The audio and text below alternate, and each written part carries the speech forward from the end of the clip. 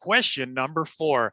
Hey, everybody, I'm Aaron from Speaking 26, where I show pharmacists how to get their 26 on TOEFL Speaking by showing how I got 30 on TOEFL Speaking. And today we are attacking question number 4.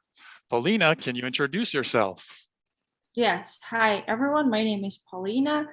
I graduated pharmacy university in Ukraine, and after I moved to America, I am working on transferring my pharmacy license here. And in order to do that, I need to pass the TOEFL exam, and we are going to study for it right now. Yes, let's do it. Let's improve on our answer for question number 4. So Paulina has the question, and I'll start 20 seconds to prepare. Okay, Paulina, you have 20 seconds to prepare. You may begin preparing now.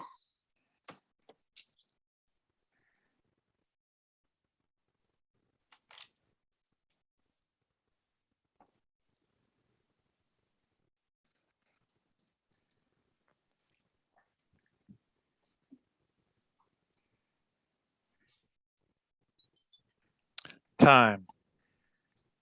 You now have 60 seconds to speak. You may begin speaking now. The professor talks about society and gives us 2 different examples of it. So society can be big or small. A big society, it can be a nation or a country or a city.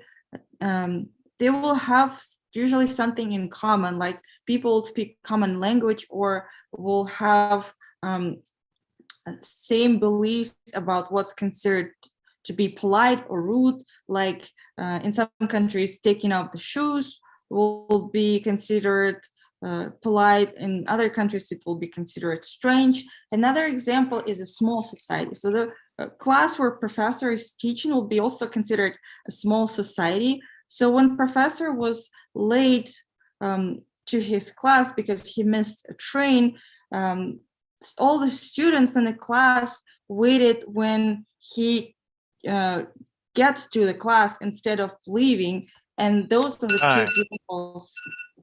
Okay, quick question going off of what you just said. The professor's class, he was late, they waited. What makes them a small society? That's the unity. The unity, okay. That so they didn't leave and they good, were keep going. Compassionate and understanding. Okay, that unity, they were all understanding. So if we can use some of the words from the professor's lecture, how would the professor describe that? He didn't, you're correct, unity, but what words define a society? What words did the professor use in his lecture?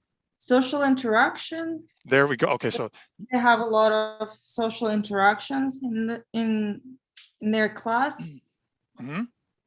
Keep going, keep going. We're almost there. So their unity as a group, the class did not leave when the professor was late. Therefore, that class has a shared, what do they share? What words did the professor use? You did talk about them at the beginning of your answer. I'd just like to hear you define them when you're giving the example of a small society. I would say similar beliefs. Yes. Because all of them decided to stay and wait for the professor. Good. And we want to concretely explain that by making sure you say something like beliefs. The class is a little society because when they waited for the professor, they showed their shared set of beliefs, their shared culture. Okay. Everything else, very good. Nice speaking rate. I saw here, we were talking about this before we went live. I wrote down when you transitioned to the second part of your answer, and it was at the 20-second mark. So for a full 20 seconds, you were talking about the second part of the question. Good.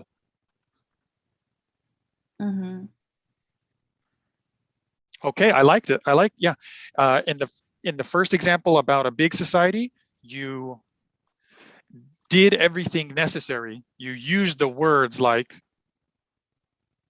shared beliefs, culture, social interactions. We just want to make sure to use those things when we're talking about the second part of the answer, a little society. Everything else, very, very good. Okay, do you have any comments or questions about my feedback, or what do you want to remember from this good answer?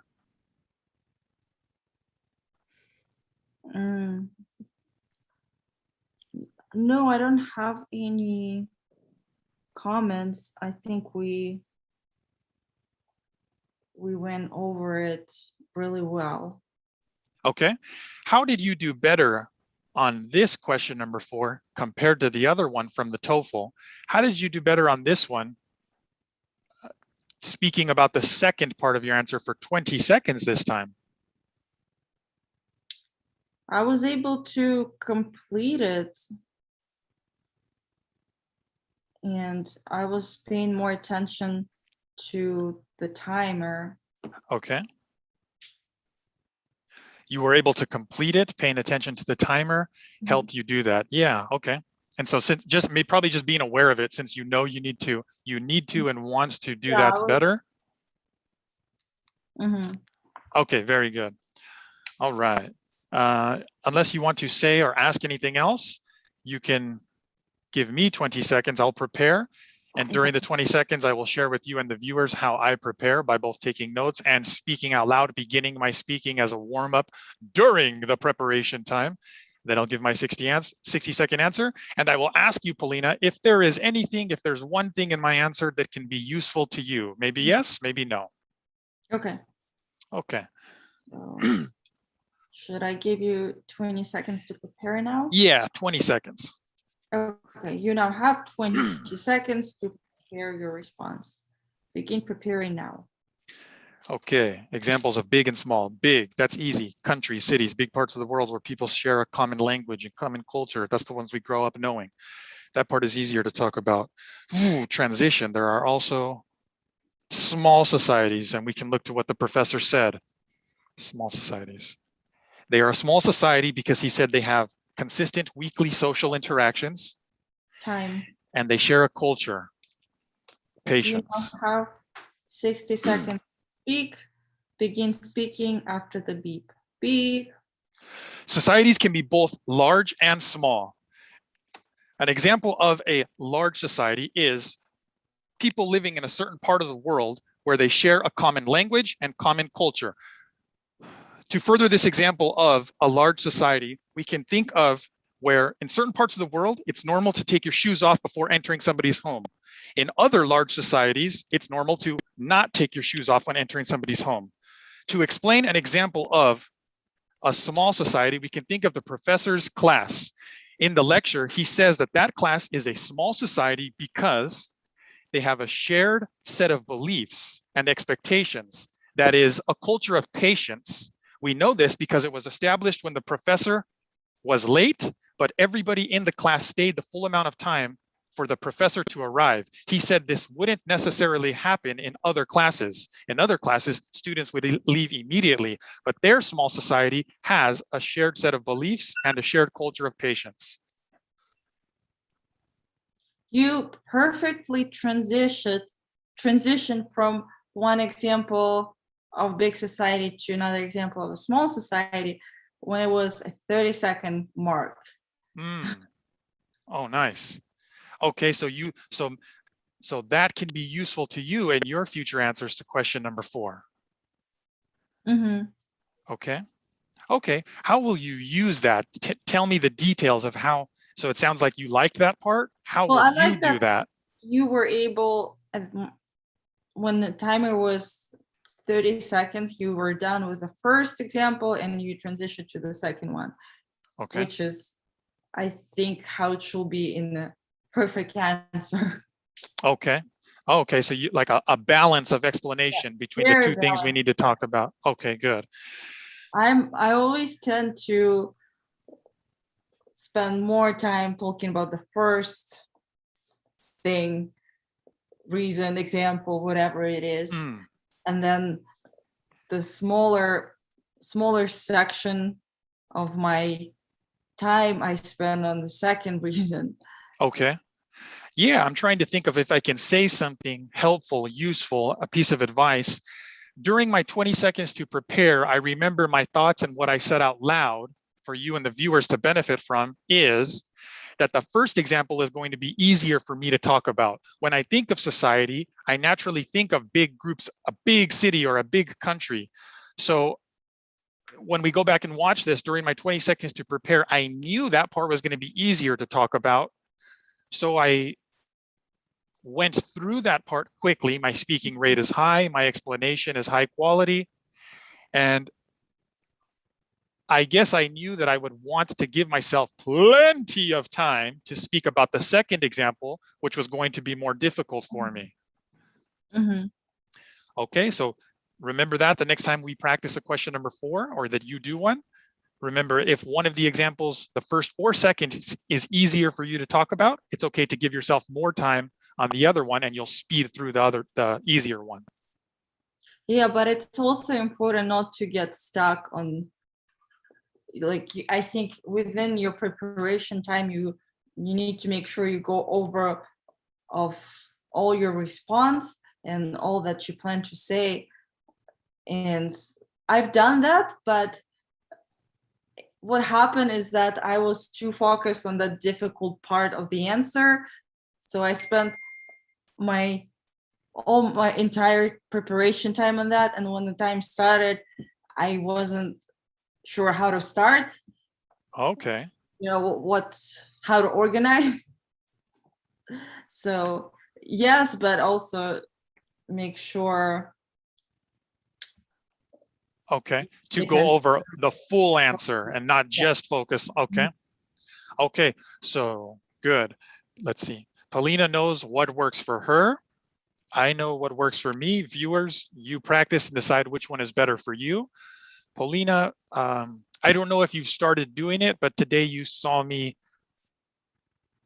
during my 20 seconds to prepare, you saw me practice speaking some of the sentences that I ended up saying and using. And then when I got stuck and needed to flesh out an idea, when I needed to be more clear on an idea, that's when I went to writing. So I like that you know what works for you. Continue to do that. Mm-hmm. But I agree with you, and that we can, during the preparation time, focus on what's more difficult. But I'm just saying that I think it's important to go over the other sections of the answer. Oh yes, yeah. Let's go over all the sections of the answer. Touch it to make sure that when we begin, we've at least thought about it a little bit, that we've covered everything that we need to say.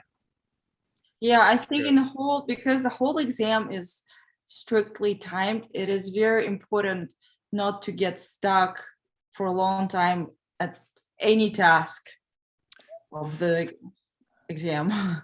Right, to not get stuck. We need to keep talking. We need to keep our speaking rate high. Keep going, and keep the thinking process, keep, I don't know, whatever, reading, keep speaking, explaining. Explaining is the key word. Yes, keep explaining, keep explaining. When we continue talking, it's not just fluff, the air in a bag of chips. It is details, strong supporting reasons, strong supporting examples. We keep going with a strong explanation. Good. Okay, unless there's any other comments or questions about this question number 4, would you like to give your second answer to this question number 4? Or how can I help you the most right now in the speaking section of TOEFL? Would you like to debate the question number 1 topic that we did earlier? How can I help you the most? We can try. We haven't done it in a long time. Okay, Paulina's ready for a debate. All right, which side? So the topic is shopping in traditional physical stores. I thought about this. I was like, how will we debate about big and small societies? Oh, I don't know. I wouldn't win that one. Shopping in traditional physical stores that we walk into, or shopping on the internet. Paulina, which side of the topic will help you the most?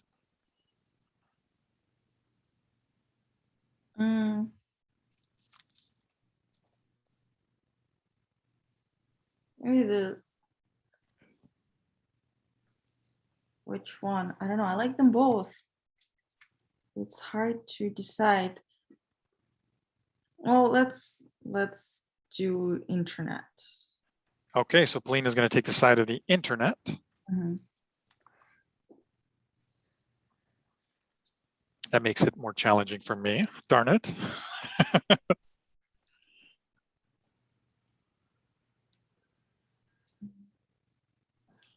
Okay, let's do it. And let's challenge ourselves here. I can go first or you can go first. Both ways are okay with me, but let's only get 15 seconds to prepare like a real question number one. Okay. Okay. We both have 15 seconds to prepare. We may begin preparing now.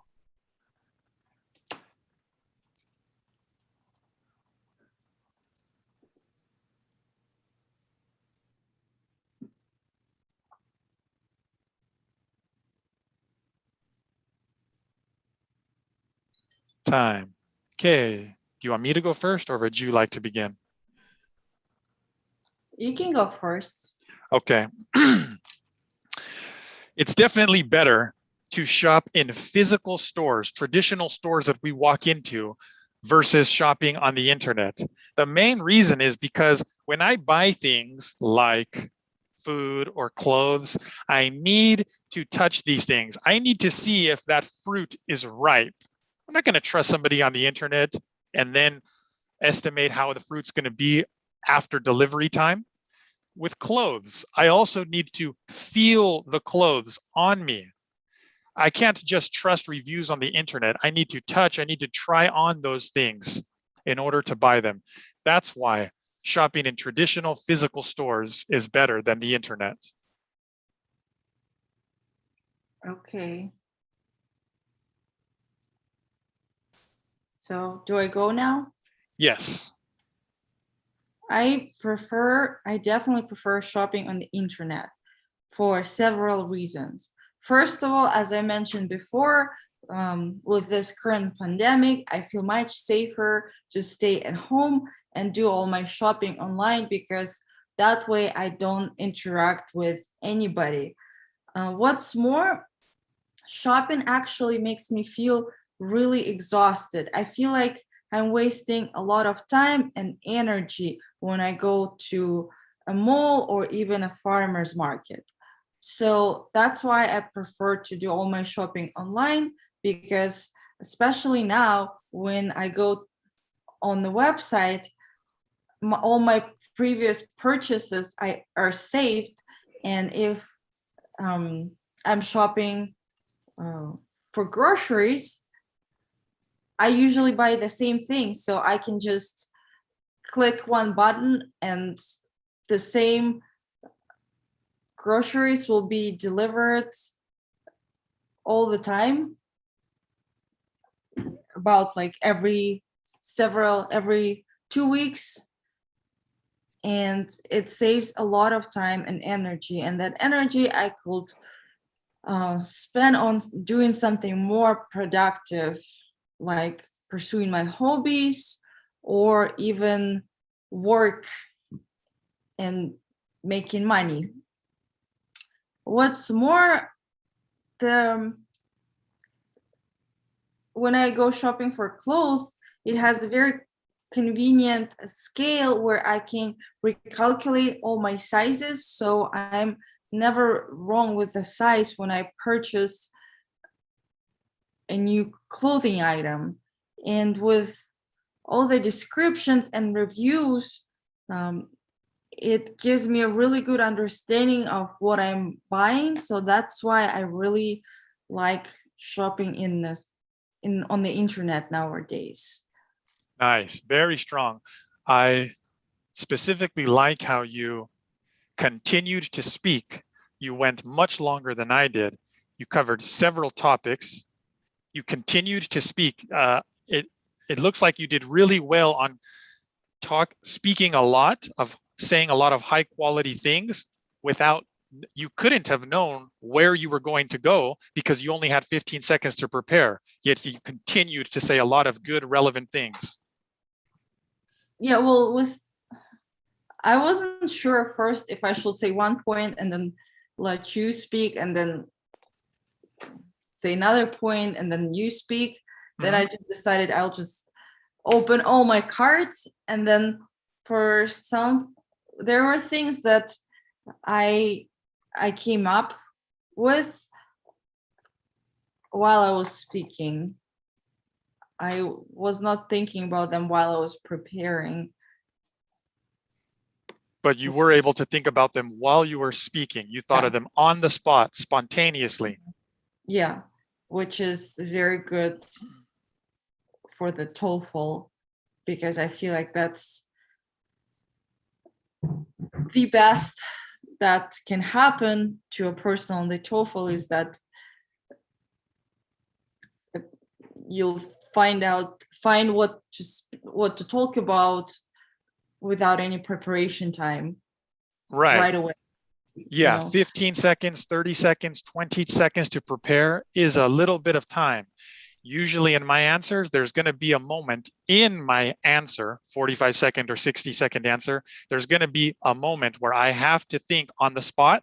I've run out of things to say that I prepared for, and now it's time to use my speaking fluency. So I really like that you just did that, Paulina. That's why I'm taking a little break from our debate. I know it's going to be beneficial to the people watching the study session. How were you able to do that? About 1 minute ago, you said, I, Paulina, wasn't sure if I should just talk about one reason why I prefer the internet, but I just continued. I opened all my cards, you said, and I continued to speak. How are you able to do that? How are you able to improve your English fluency so that you have the confidence to do that? Well, with this specific answer, I don't know, I felt the flow, and it just went naturally for me. But well, a lot of practice, a lot of different speaking exercises, continuous everyday practice I feel like it's like a muscle. If everyone goes to a gym, they will eventually get strong. Exactly the same thing happens with the speaking. If people keep practicing daily, seriously, if they commit to their studying, that sooner or later it will happen to everyone. They will become stronger speakers, faster speakers, will learn how to express their thoughts more clearly. So yes. Okay, so for this question, you felt in flow, and you have that skill, that ability, and that confidence to do that because of daily practice. Yeah, there's no magic, just the hard work. There's no magic, just the hard work. Nice. Okay, let me ask one final follow-up, smaller question to that. But Paulina, when I, Aaron, am trying to do what you just said in a different language, maybe I can start the sentence with good grammar, creatively, good vocabulary, but I don't know how to finish the sentence. How do I go from that point to being able to do what you just did? Practice. So practice. I'm not going to be great the first times I do it, but by continuing to practice. In other classes, you've talked about recording yourself daily or repetition method with TED Talks. Yeah, and continue to speak, even if you feel like it's not the best answer. Still continue to speak, because at the beginning I hated my answers. I would get stuck, I would get confused, I would lose the point. but I continued to speak and I continued to do those TOEFL tasks anyways. And it's just, you're pushing through that. There's no magic, only the consistent practice, the consistent studying and improvement. Mm-hmm. All right, I like it. Okay, so I took notes on your points. We have different points here. I'm gonna address them and then it's your choice. What's that? Summarize. Summarize. Explain. There we go. Yes, explain. That's what the TOEFL speaking questions ask us to do, to explain. All right. So, okay. So, Paulina, I heard you speaking in favor of internet shopping instead of traditional physical stores. You said that because of the pandemic, of course, it's safer to not be interacting with people. Yes. I don't think I can say anything about that. If there's a world catastrophe, a world pandemic, yes, thank goodness we can order our food and essentials online. Instead, I'm going to address the things that you said when you talked about time and energy. You said it saves you time and energy to shop online. Mm-hmm. Okay, but I would argue that time and energy is saved when I shop in the flow, when I shop within the natural list of things that I'm going to do. So for example, when getting off of work and commuting back home, that's when I do my shopping, or while heading into work. I usually get 2, 3, or 4 things done per trip. So since we value saving time and energy, this is done by shopping at traditional physical walk-in stores.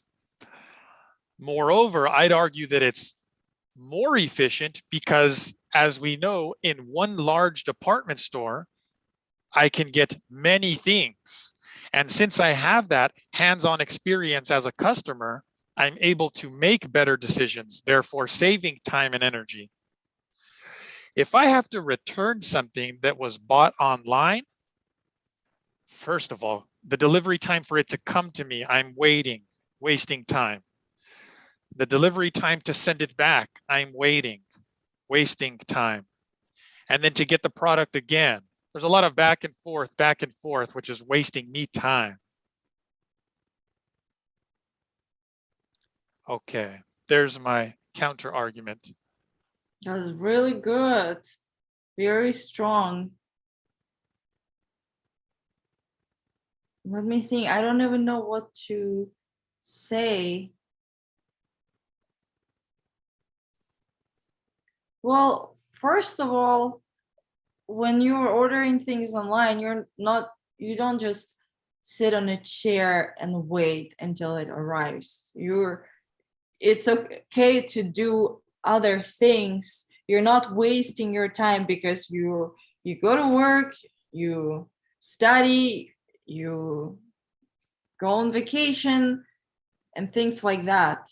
So it's not necessarily wasting your time because you are actually doing other things.